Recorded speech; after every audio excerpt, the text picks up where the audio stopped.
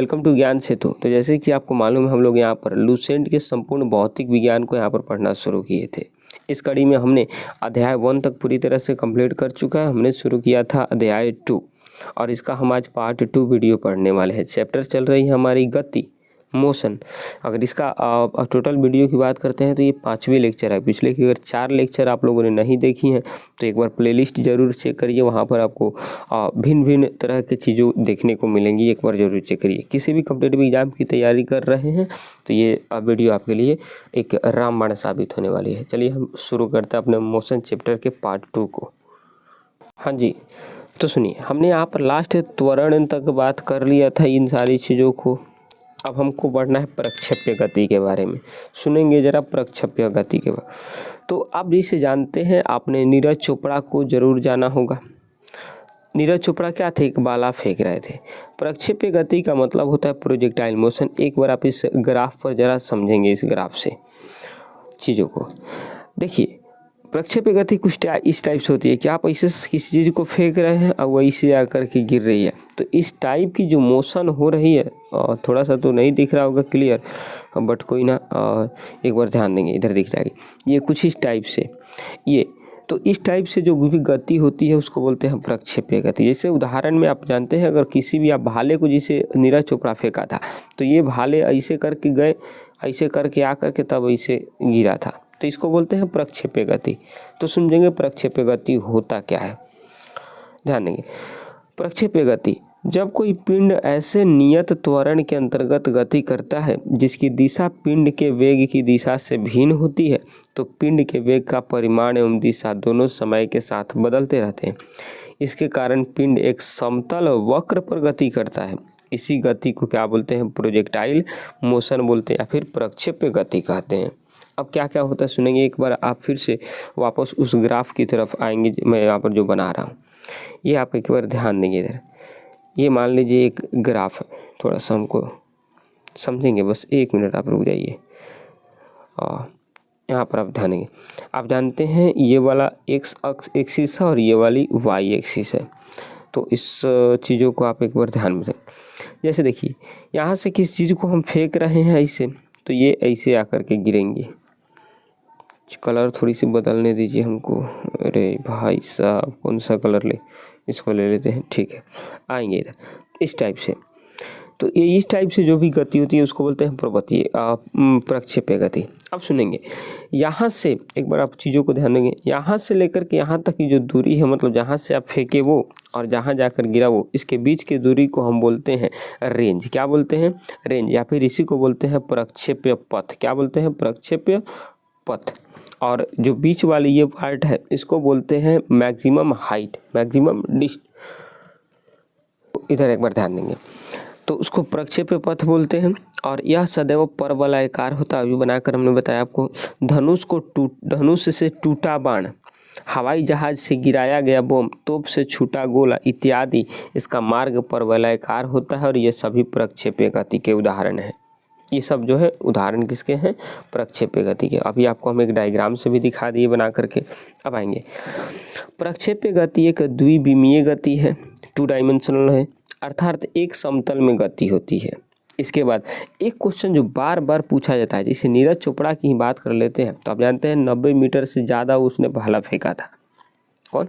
नीरज चोपड़ा। अब उसी को बात करते हैं कि कब ये ज़्यादा दूरी तय करेगी। उनका भाला था, देखिए एक एंगल होता है, उस एंगल पर फेंकेंगे तभी आपकी भाला ज़्यादा दूर तक जाएंगी। तो ऐसा कहा जाता है कि मैक्सिमम हाइट जो होता है, यदि आप 45 डिग्री एंगल पर इसको फेंकते हैं भाला को, तो जो है ज़्यादा मतलब डिस्टेंस कवर करेंगी। तो प्रक्षेप्य को अधिकतम दूरी तक फेंकने के लिए उसे क्षैतिज से कितने डिग्री कोण पर फेंकना पड़ेगा? 45 डिग्री कोण के ऊपर प्रक्षेपित करनी पड़ेगी। यदि आप 45 डिग्री पर फेंकते हैं भाले को तो ज़्यादा दूर तक जाने की संभावना है। तो ये बात आप ध्यान में रखें। यहाँ से ज़्यादा क्वेश्चन नहीं पूछा, रेलवे जैसा एग्जाम इससे तो कोई क्वेश्चन नहीं पूछा। तो फिर तो इससे ज़्यादा क्वेश्चन नहीं, एक क्वेश्चन यहाँ से पूछेंगे कि किसी भी चीज़ों को दूर फेंकने के लिए परवलयाकार में कितने एंगल पर फेंकना चाहिए, तो 45 डिग्री। प्रक्षेपण कोण थीटा एवं 90 - थीटा दोनों के लिए क्षैतिज परास समान होता है। ये भी बात आप ध्यान में रखेंगे। अब आएंगे नीचे से, प्रक्षेप्य पथ के उच्चतम बिंदु पर वेग एवं त्वरण के बीच 90 डिग्री का कोण बनता है। जो ये प्रक्षेपण पथ है, इस ये वाली प्रक्षेपण पथ, इसमें होता क्या है कि जो उच्चतम बिंदु है ये बीच में, यहाँ पर वेग और त्वरण के बीच कितने डिग्री का एंगल बनता है? 90 डिग्री का एंगल बनता है। इस बात को आप ध्यान में रखेंगे।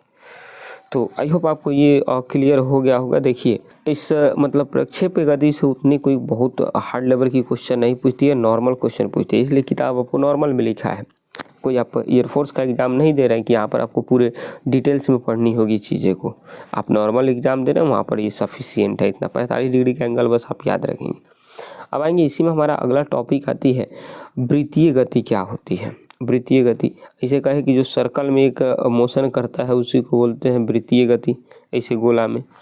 तो इधर आएंगे, जब कोई वस्तु किसी वृत्ताकार मार्ग पर गति करती है तो उसकी गति को वृत्तीय गति कहते हैं, यानी गोला में ही गति करना है।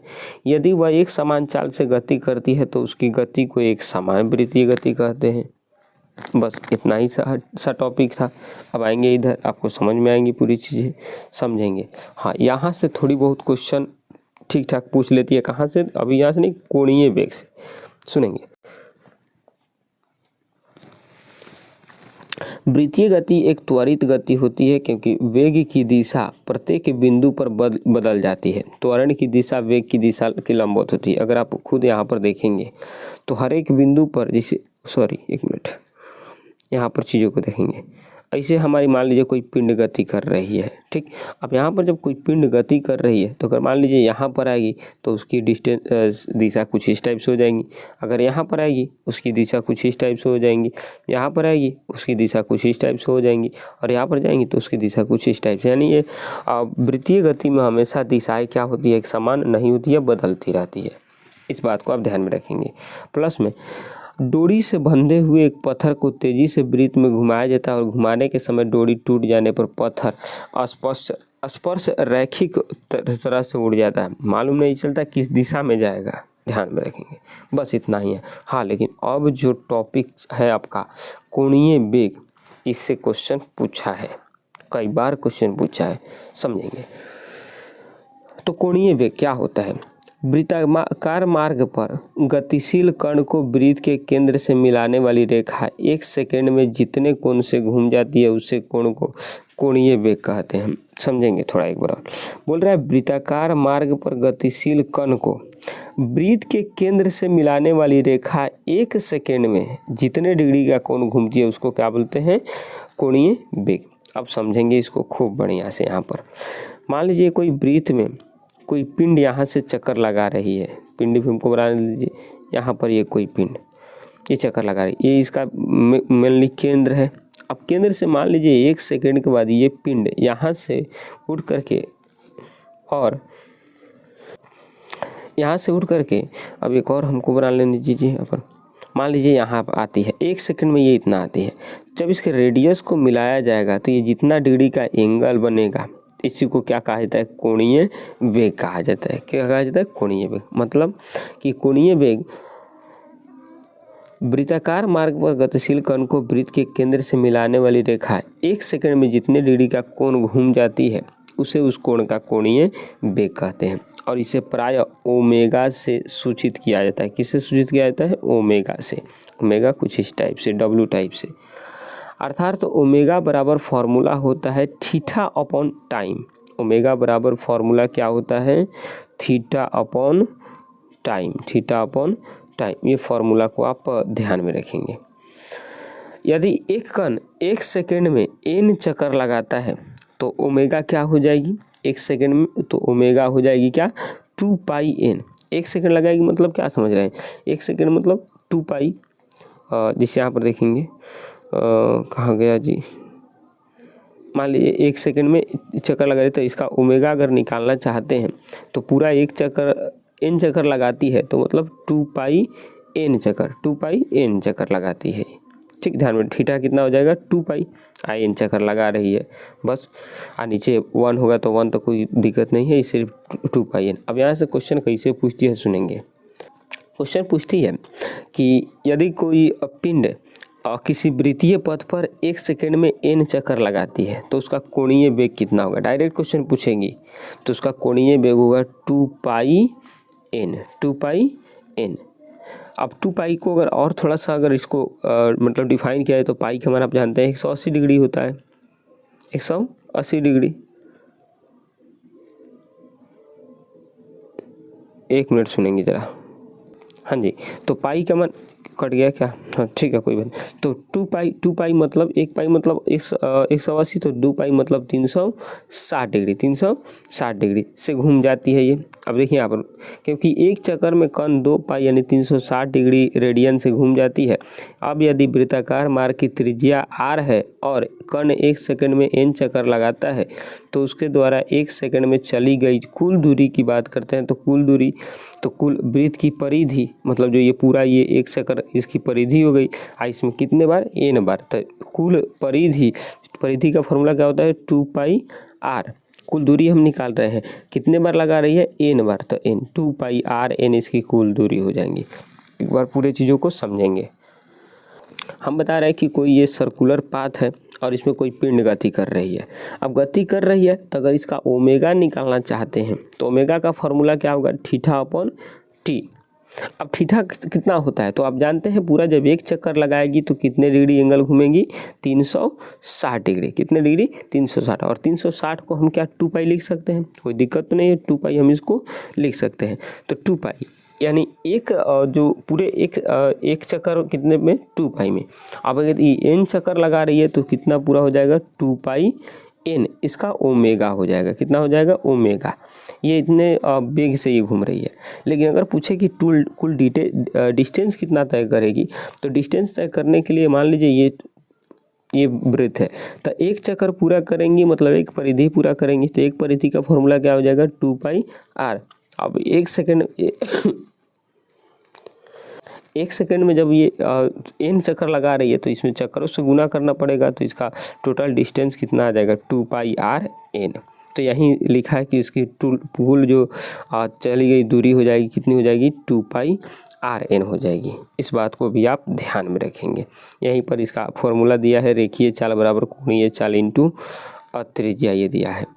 ठीक, तो आई होप आपको ये क्लियर हो गया। आज नीचे एक नोट पॉइंट है, इस पर ध्यान देंगे। पाई के मान की गणना सबसे पहले आर्यभट्ट ने की थी और आप जानते हैं 0 का आविष्कार भी किसने करा था, आर्यभट्ट ने किए थे।